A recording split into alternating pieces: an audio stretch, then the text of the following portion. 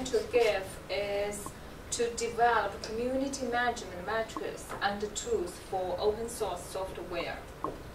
Why that's important? First, recent days, everything is an ecosystem. For example, OW2 is an ecosystem. All the projects in OW2 are combined together to be an ecosystem. GNOME is an ecosystem because it has a lot of sub-projects. Therefore, the question is how to build a health ecosystem. Besides, as we all know, the contributor experience is a key driver for the success of open source projects. Therefore, the question is how to improve the contributor experience. Furthermore, as we could see, this sentence comes from Mozilla metric community. They are trying to build the community management metrics for Mozilla. According to them, their process, of course, are very important. The question is how to improve their process we are engaging. For example, this is a key contributor from Mozilla wrote in his blog.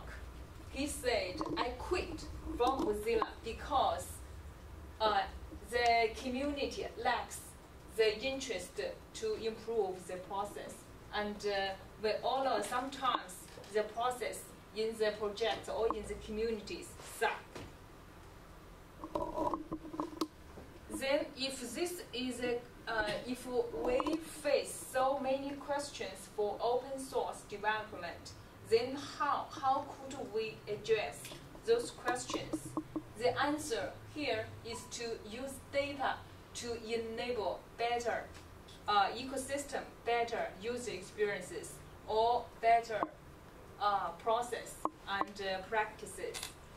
The basic idea is to understand the past and predict the future based on the data we have.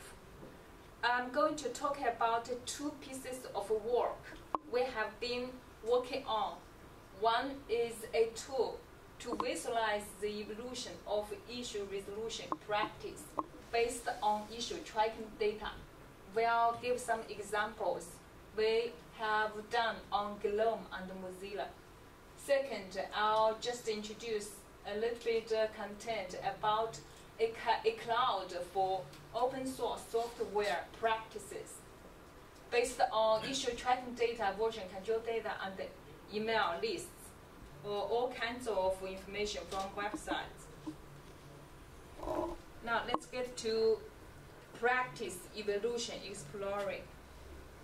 We call it PE2. Okay, what is PE2? It reveals the history based on issue tracking data. That means the input of this tool is filtered issue tracking data because issue tracking system keeps track of reports. Based on the data, we try to answer questions related to the practice evolution.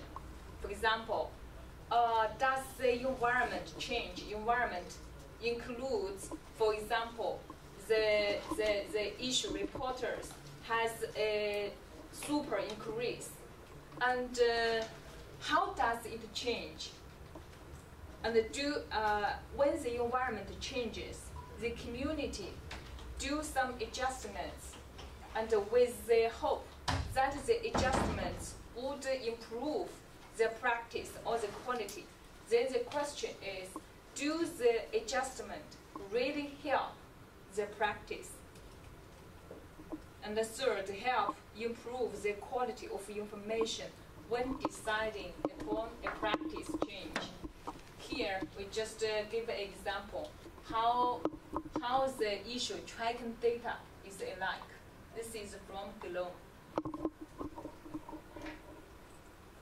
This is the interface of PE2.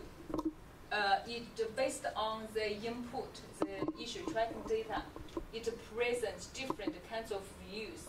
For example, this is the workflow of the issue reports. Every issue starts from some status, for example, from unconfirmed or from new, and switch to some other status, for example, need information, or just switch to resolved. And this window shows if an issue is resolved, it has some resolution tab attached to that issue. For GNOME, it includes duplicate, fixed, incomplete, and something like that. It's all about the resolution tabs.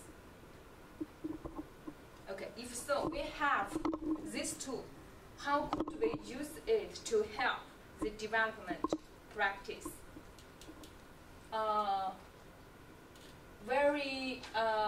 It has, you could use PE2 to spot changes and quantify delay and effort of issue resolution.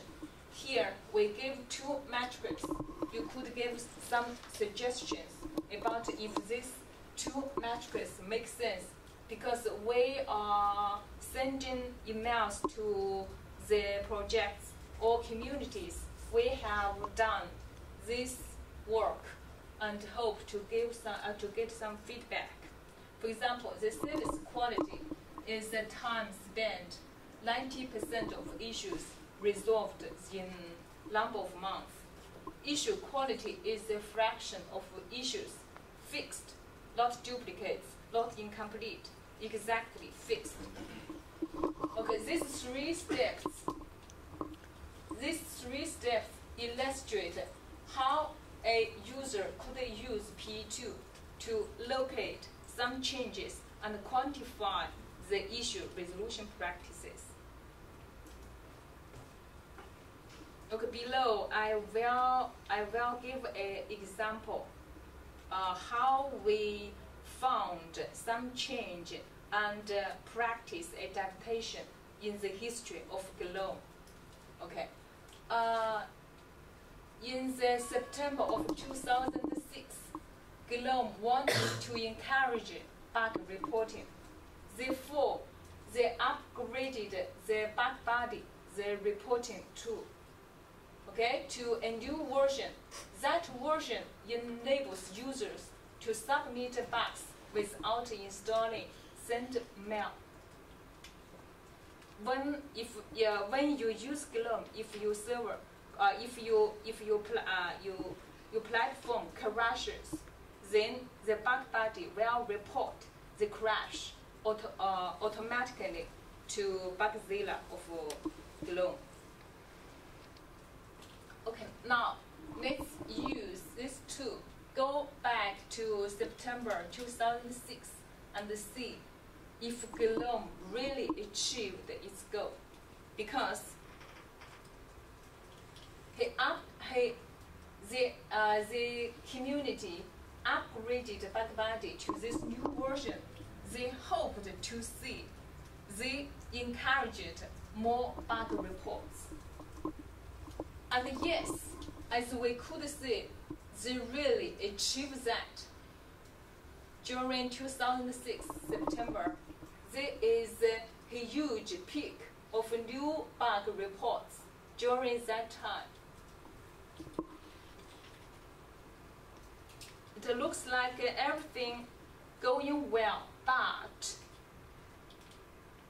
during among those bug reports, 93% were invalid reports.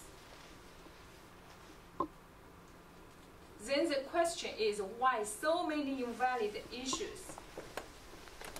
And if we look at the workflow of those invalid issues, we could see the process like this. These issues started from unconfirmed to need info.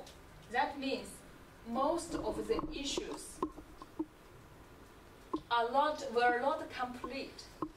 Therefore, the community marked those issues as need info, but most of the issues just nobody would come back to fail to complete these issues. And how about those invalid issues? How about the service quality? It took 6.18 months to resolve 90% issues. Okay, and that issue was obvious for the community during that time. Therefore, new technologies and practices were imported on one time. They used some new technology, Google's airbag, to provide trace information for those invalid reports. Second, they just skipped the need info status, close those invalid reports directly with insufficient information. Okay, after that, as we could see, on one hand, the quality of reports did increase. The invalid issues switched from 92% to 74%. That's the quality of reports increased.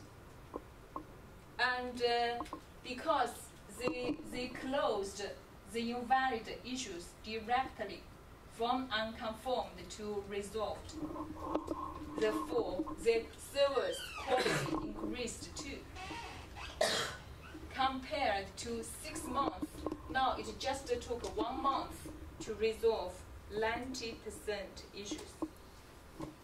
Okay, that's just a simple example. We use PE2 to investigate GNOME practices. From this example, actually, there are many other examples we have found on GNOME and Mozilla. If so, what could PE2 help if listed once more? Okay, first, of course, spot the changes. In this case, it could spot the changes brought by bug body reports quickly because we already have done something about to detect bug body content. Second, based on the practices and the adjustments of the community made on the practice, we have different approaches to quantify the impact of improvement.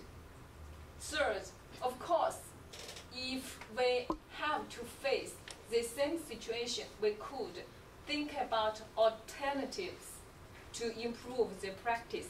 For example, we could use some rules to close invalid reports automatically. That could improve the service quality or the issue quality. In summary, PE2 could help improve the quality of information to help you make decisions when a practice change. Now, we are trying to apply this tool in both commercial and open source projects to help discover the inefficiencies or the best practices in issue resolution practices. If you are interested, you could access this URL. Everything is just over there.